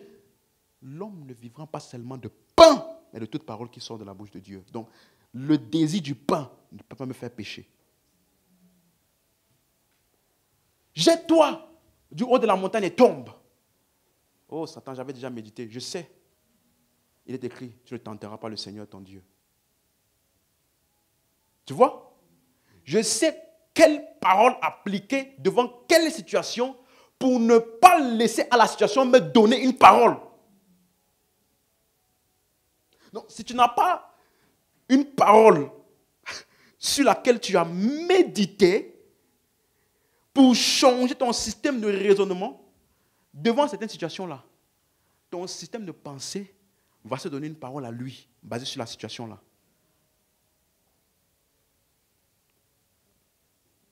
Quelqu'un comprend ça maintenant? Ah, on m'a annoncé telle chose. Oh, j'ai cherché tel travail. Voici, c'était mon projet. D'aller dans telle entreprise. Et puis finalement, ils ne m'ont pas pris. Ma vie est foutue. Si tu n'as pas une parole dans ta tête, la situation là, la réponse là de ton CV là, rejetée là, ça va te donner une parole. Ta vie est foutue. Si tu n'as pas un il est écrit que tu sais déjà ce que ça veut dire, l'Éternel est mon aide. Que peuvent me faire les hommes? Il est le soutien de ma vie. Même si une armée entière viendrait contre moi, je serais malgré tout plein de confiance parce que l'Éternel est de mon côté. Ah. Donc, quelqu'un comprend ce que j'explique? La méditation est importante pour permettre de traduire en cas réel ou en acte ce que je sais. Donne-moi l'amen. C'est clair? C'est clair? Donc, si tu ne fais pas ça, c'est pour ça que tu vas te rendre compte. Il y a des situations, tu ne sais pas quoi faire. Du coup, des fois, il y a des gens, ils ne savent pas quoi faire. Ils n'ont pas médité la parole. Du coup, ils prient beaucoup. Parce que son prier beaucoup là, c'est parce qu'il manque de parole. Je vais te poser une question. Dans la semaine là qui vient de finir, ou même dans le mois qui vient de finir là, dans les 2 derniers mois, qu'est-ce que Dieu est en train de te dire actuellement? Quelles sont les choses sur lesquelles Dieu met l'emphase en ce moment pour toi qui m'écoutes?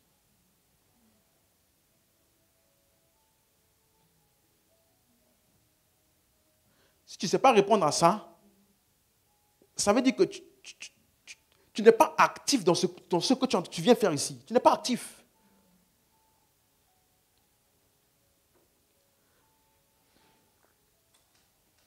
Qu'est-ce que Dieu est en train de te dire?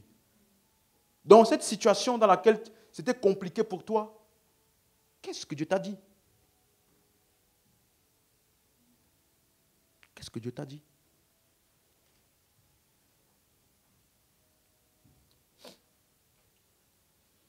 Une fois, il y a quelqu'un qui avait perdu un grand marché ou une opportunité dans un grand business qu'il devait lancer. Il a perdu. Et du coup, tous les projets qu'il avait mis en place étaient remis en question. Si tu n'as pas des choses que Dieu t'a dit, tu vas déprimer.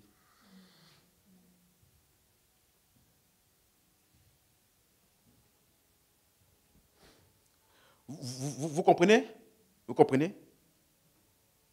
Devant les situations, parce que les épreuves ne font que exposer le niveau d'appréhension que tu as eu de ce que tu sais. Traduisez ça. Médite. Amen. Donc, est-ce que c'est clair pour quelqu'un? Tu as compris ce que je t'ai expliqué? Donc, quand tu vas méditer là, ça va produire 2 choses. Ça va changer ton langage. Ça va totalement changer ton langage. Il y a des choses que quand j'entends, ça fait une digne dans ma tête. Je dis non. Des situations devant lesquelles je suis, quand ça veut me faire sortir de cette manière, je réagis le contraire. Pourquoi? Je sais ce que j'avais médité la première fois que j'étais exposé à ça. Et je sais ce que j'ai acquis comme parole. À chaque fois qu'il y a ça, je dis, il est écrit. Et j'avance. Tu me suis? Je te donne un exemple. Regardez Jacques, le même Jacques là, hein, qu'on a lu tout à l'heure, Jacques chapitre 1, n'est-ce pas? Regardez verset 2. Donc, je termine par ça. Donc, souvent, il y a des versets, où tu dois comprendre des choses pour t'amener à agir d'une certaine manière. Tu suis? Parce que la compréhension là va changer ton système de pensée et te permettre d'agir d'une manière. Souvent, tu dois simplement agir. C'est en agissant que ça va changer ton système de pensée. Je reprends. Il y a deux. C'est pour ça que je t'ai dit là, c'est la méditation crée deux choses. Soit ça va t'emmener à un nouveau système de pensée par lequel tu vas parler ça. Il y a d'autres cas pour lesquels c'est en agissant que ton système de pensée est ajusté. Un exemple. Regardez ceci. Mes frères, regardez comme un sujet de quoi? Joie comment? Quoi? Les diverses épreuves auxquelles vous pouvez être exposés. Tu as lu comme moi? Je te pose une question. La dernière fois que tu as eu une épreuve, est-ce que tu as sauté de joie? Tu vois? Le fait que tu restes comme ça et que tu ne réagis pas à la nouvelle que tu as apprise là, à l'épreuve qui est venue jusqu'à toi, si tu n'obéis pas à ça, tu vas voir qu'un autre type d'émotion, en tout cas, un autre type d'émotion va t'envahir. Est-ce que tu comprends? Donc, moi j'ai développé ça. Moi. Elle dit, dès que il y a quelque chose qui est compliqué, je commence à... Ouh, Dieu est avec moi. Oh, il n'y a rien en face. Je commence d'abord par faire ça. Si tu ne fais pas ça, tu vas commencer à chavirer en bas. Et c'est plus compliqué de remonter la pente que de capter ce qui est déjà en haut et de rester en haut. Oh, tu n'as pas compris. C'est plus compliqué quand tu es descendu de remonter. Ça va te demander trop d'efforts. Plutôt que de rester en haut et puis de capter ce qui est en haut pour te maintenir en haut. Donc, moi, quand j'apprends une nouvelle, quelque chose de compliqué, ça commence à vouloir faire, j'éclate de rire. Tu suis? Je commence à me réjouir. Ouh, alléluia. Situation, tu ne vas pas me voler ma joie. Dieu est avec moi. Je fais ça tout seul. Ce n'est pas ici à l'église que je fais ça. Ce n'est pas à l'église. Tu me suis? Ce n'est pas à l'église. Tout seul. Et quand je fais ça, ça te donne une perspective différente. Subitement, tu te rends compte à quel point ça là, ce n'est rien. Maintenant, à ce niveau-là, où tu as banalisé la circonstance, maintenant, tu commences à capter des idées, capter des choses différentes. Et même quand tu pries, c'est différent. Apprends à obéir. Écoute-moi, si tu apprends à obéir à la parole, tu gagnes du temps. Tu t'évites beaucoup de combats inutiles. Parce que quand tu es déjà en bas là, tu vas prier longtemps. Le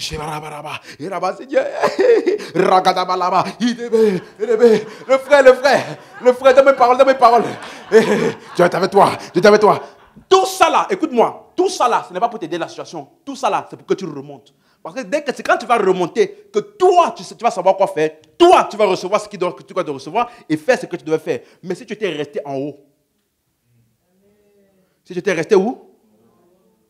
Tu aurais fait ce qu'il y a à faire. Tu aurais reçu ce que tu dois recevoir. Donc,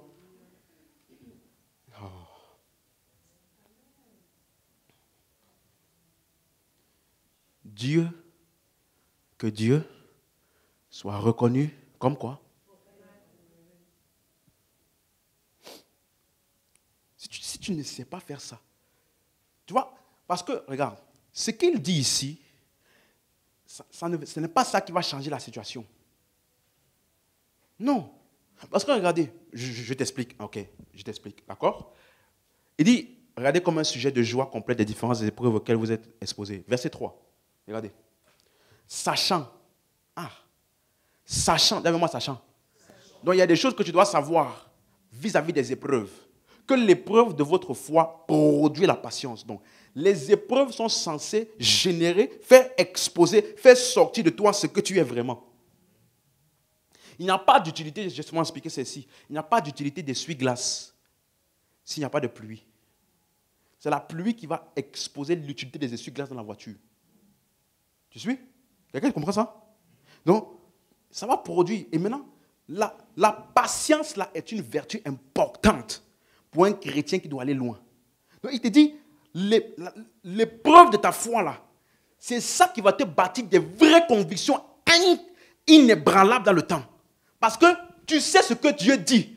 Tout dit le contraire, mais tu apprends à ne considérer que Dieu, que sa parole, pas ce que tu vois, pas ce que tu sens, pas ce qu'on t'a dit, pas ce que tu apprends. Dieu dit la vérité. Aïe, la douleur encore là. Dieu dit la vérité. Ah, ça fait mal. Je suis allé chez le médecin, ça s'est empiré. Dieu dit la vérité. Je n'en ai rien à faire du diagnostic du médecin, rien à faire de ce qu'ils ont dit là-bas. Dieu dit la vérité. La patience là, l'épreuve là va produire en toi la capacité à tenir dans les circonstances contraires, sans remettre en question la parole. Maintenant, regarde verset 4. Mais il faut que la patience accomplisse parfaitement son œuvre, afin que vous, donc l'épreuve là, ça améliore qui? Vous soyez quoi? Parfait. Donc, si tu apprends à rester appuyé sur la parole, indépendamment de tout, hein? Tu me suis? Ça va produire quelque chose, afin que toi, tu sois encore quoi? Meilleur, sans faillir en rien. Quelqu'un suit?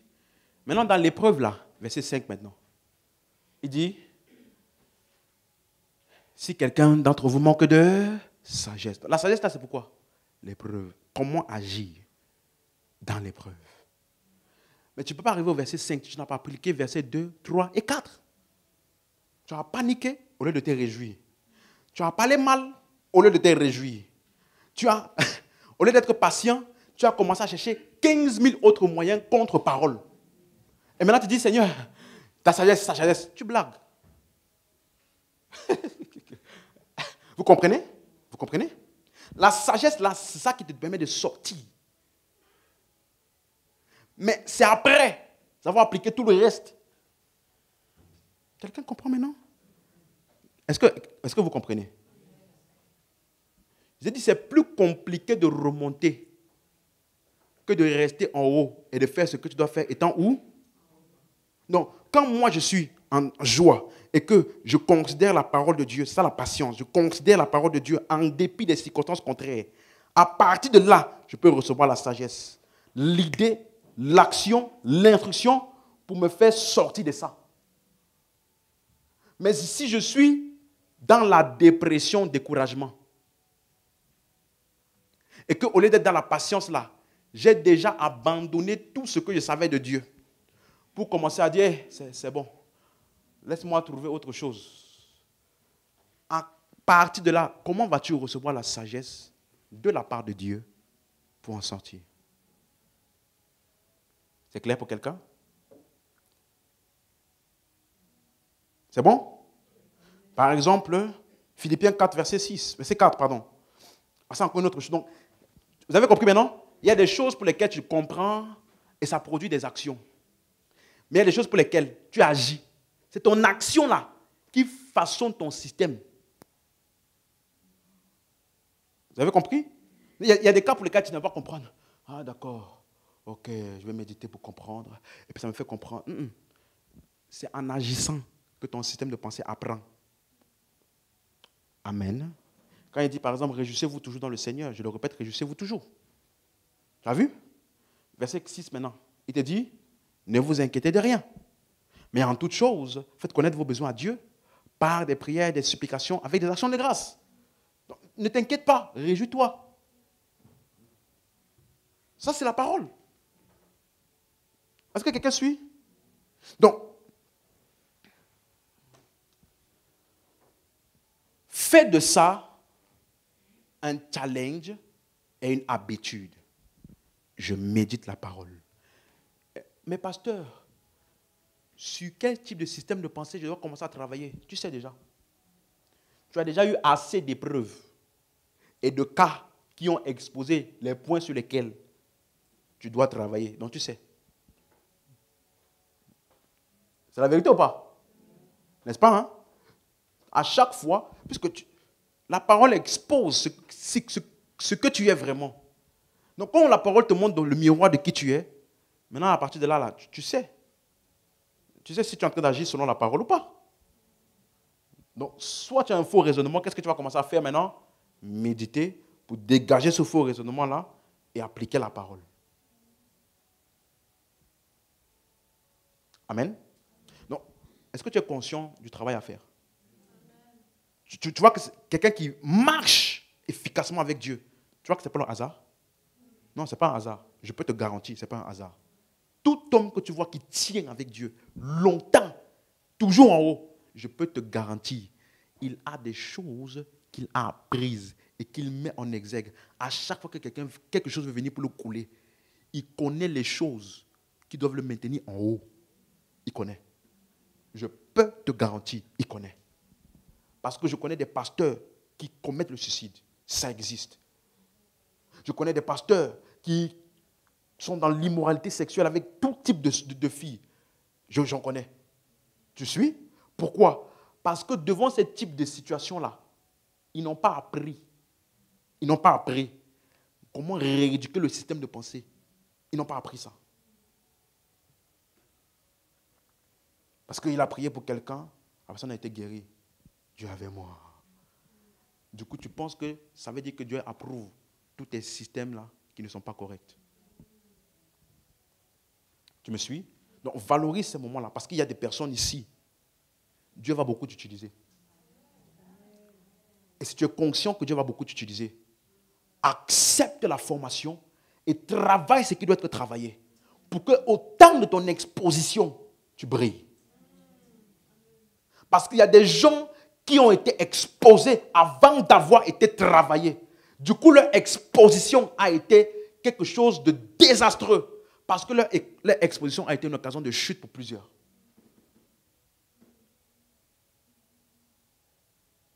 Tu es avec moi? Tu es avec moi?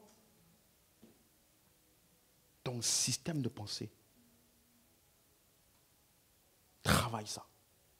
Rééduque-le. Ne laisse pas les circonstances-là éduquer ton système de pensée à ta place. Comme si tu as couché un enfant et puis tu laisses la ménagère là l'éduquer. Ton enfant va faire des choses que tu ne sais pas d'où ça sort. Parce que tu n'as pas pris le temps de t'occuper de lui. Et beaucoup de gens font ça avec leur système de pensée. C'est leur passé qui leur disent comment ils doivent penser. Ce sont les gens autour d'eux qui leur disent comment ils doivent penser.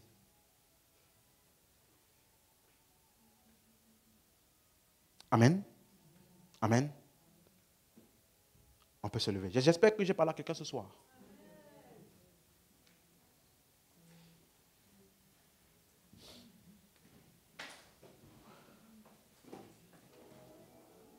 Tu as suivi les 4 points importants? Tu lis la parole, tu t'exposes à la parole. Important. Hein? Mais surtout, médite. Pourquoi? Parce que si tu ne médites pas, c'est parce que tu es en train de former des faux raisonnements en toi-même. Et du coup, tu n'appliqueras pas la parole. Et ça ne se verra pas dans ton langage. Donc, les 2 endroits où je vois que tu as grandi, c'est où? Ta bouche et dans tes actions. Parce que ça là, ça ne ment pas. Amen.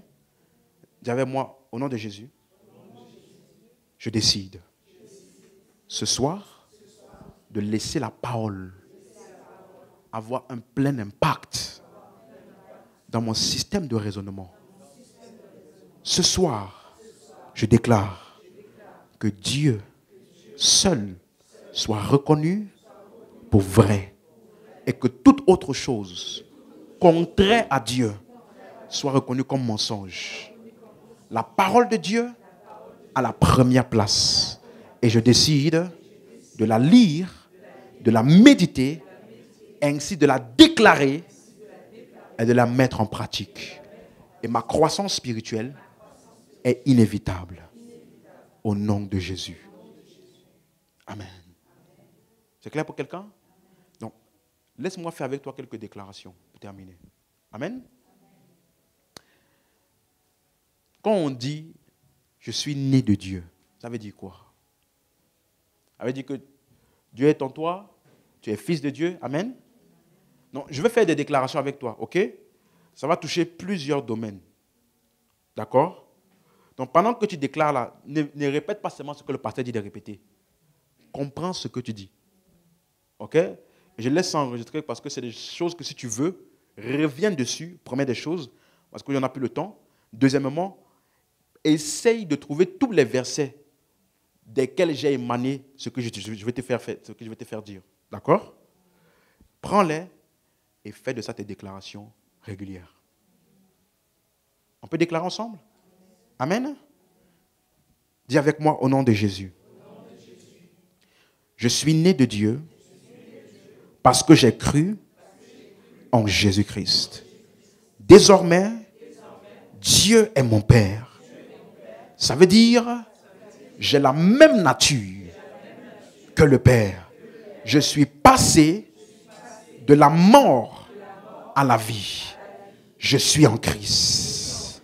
Désormais, je suis audacieux devant le Père, car je suis fils de Dieu. Je suis donc la représentation de Dieu sur la terre. Alors, j'accomplis les œuvres de mon Père, afin que le Père soit glorifié dans le Fils. Je déclare, tel il est, tel je suis. Alors, je me définis basé sur mon identité en Christ, révélée dans la parole. Je ne me définis pas selon les circonstances. Je refuse de permettre à une quelconque circonstance ou à qui que ce soit de me donner une perception de moi qui n'est pas en accord avec ce que Dieu dit de moi. Je déclare, je suis ce que Dieu dit que je suis. Je possède ce que Dieu dit que je possède. Et je peux faire ce que Dieu dit que je peux faire. J'ai reçu la rémission des péchés. J'ai reçu le pardon des péchés. J'ai été purifié par le sang de Jésus. Je suis devenu sa justice. Je déclare que je suis aimé et accepté du Père. Je refuse toute culpabilité, tout sentiment d'indignité ou de rejet. Je refuse toute inquiétude du lendemain. Mais je choisis de me décharger de tous mes soucis sur le Père, parce que lui-même en prend soin. Chaque circonstance, chaque souci, il en prend soin. C'est ce que je choisis de considérer. Amen. Dis encore ceci. Je suis sauvé une fois pour toutes. J'ai été amené à la perfection par l'unique sacrifice de mon Seigneur Jésus. Je suis pleinement convaincu de mon salut. Je sais que je suis sauvé une fois pour toutes. Je n'ai aucun doute vis-à-vis de ce que Jésus, notre Sauveur, a fait pour moi. Alors je déclare, j'ai été crucifié avec Christ. Dis encore, j'ai été crucifié avec Christ. Le vieil homme n'existe plus. L'homme qui fonctionnait différemment de Dieu est mort et a été enseveli. Aujourd'hui, c'est Christ qui vit en moi. Je déclare, la chair a été crucifiée avec ses passions. En ce qui me concerne, le péché n'a plus d'emprise sur moi. La mort n'a plus aucun pouvoir sur moi. Je ne peux pas être maintenu captif par une addiction ou par une habitude de péché. Je choisis de me regarder comme mort au péché et vivant pour Dieu. Je déclare, je suis mort à l'orgueil. Je suis mort au péché sexuel. Je suis mort à la colère. Je suis mort à tout sentiment qui est contraire à ma nature en Christ. Je suis vivant pour Dieu, vivant pour sa volonté, vivant pour le fruit de l'esprit, vivant pour son œuvre. Je déclare, j'ai l'esprit de Dieu en moi. Je suis né de l'esprit. Alors je marche selon l'esprit. Je manifeste naturellement les 9 aspects du fruit de l'esprit. Je ne marche pas selon la chair. Aucune œuvre de la chair ne trouve expression à travers moi. Je refuse de céder aux convoitises de la chair, car j'ai crucifié la chair et je suis né de l'esprit. Je déclare encore, j'ai reçu l'habitation de l'esprit. Je suis un seul esprit avec Dieu. Je suis un homme spirituel. Je participe activement aux choses de l'esprit. Je connais les choses de l'esprit. Je sais comment fonctionner dans les choses de l'esprit. Je vois naturellement, facilement dans l'esprit. J'entends audiblement et clairement dans l'esprit. Je fais arriver les choses par la puissance de Dieu en moi. Ma perception et ma communication des choses de l'esprit sont efficaces. Je refuse d'être ignorant des choses de l'esprit. Bien au contraire, je prends pleinement avantage des choses de l'esprit de Dieu en moi. Je suis intelligent en ce qui concerne les choses de l'esprit. Les dons de l'esprit sont mes outils pour le ministère. Je peux les utiliser à bon escient. Je ne suis déficient d'aucun don de l'esprit. Je ne peux devenir que plus précis. J'ai été équipé pour bénir. Je peux donc bénir tous les hommes qui en ont besoin et que je veux bénir. Je peux avoir toutes les manifestations de l'esprit et de la puissance. Je parle en langue. Je prophétise. Je guéris les malades. Je ressuscite les morts. Je chasse les démons. Dis ça avec plus de ferveur. Je parle en langue. Je prophétise. Je guéris les malades. Je ressuscite les morts. Je chasse les démons. En toute assurance, j'exerce mon autorité. J'accomplis les mêmes œuvres que Jésus et même des plus grandes. C'est ma nature. C'est l'essence même de Christ en moi. Devant un malade, mon premier réflexe est d'imposer les mains et de ministrer la guérison. Je refuse de céder à la peur ou à la timidité. J'exerce mon autorité en Christ avec audace et je vois la gloire de Dieu. Je déclare encore, je suis un homme de prière. Je m'adonne à la prière en langue. Je m'efforce de prendre avantage de ma relation avec Dieu dans la prière. Je prie et je continue à prier. Je me discipline à prier. Je sais prier. Donc je pratique la prière. Je ne cède pas à des situations ou à des conditions mauvaises. Je ne reste pas dans une mauvaise humeur. Et je ne maintiens pas une disposition de mauvaise qualité. Je refuse de réagir négativement aux choses et aux circonstances. Ma réponse est celle de mon esprit.